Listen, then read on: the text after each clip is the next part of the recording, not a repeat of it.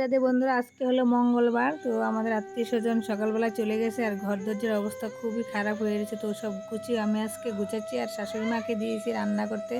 আমার নাকি কোনো কাজ নেই, তার জন্য ওনাকে বলছি রান্নাটা করুক আর আমি দিদি ঘরটা গুছিয়ে নিই। আজকের শাশুড়ি মা জব্দ হবে। বলছি ক্যামেরাটা ধরতে তাই পারিস আর এই চালের বস্তাটা ঢেলে রাখলাম, এই নাটক করতেছিস তাই না?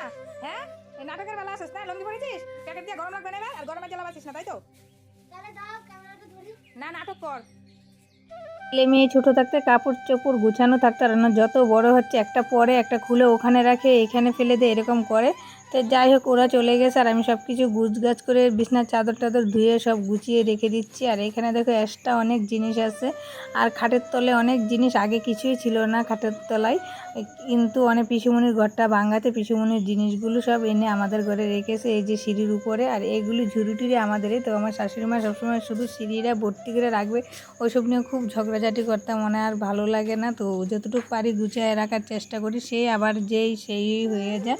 তো যাই হোক, আমার নাকি কোনো কাজ নেই। শাশুড়ি মা বলে এই যে নাইটিগুলি সেলাই করবো, চা খেয়েছি এগুলো ধুবো, কাপড় চোপড় ধুবো। আছে মেয়ে আজকে পুজো দিতে এসছে, কোনোদিনও পুজো দেয়নি।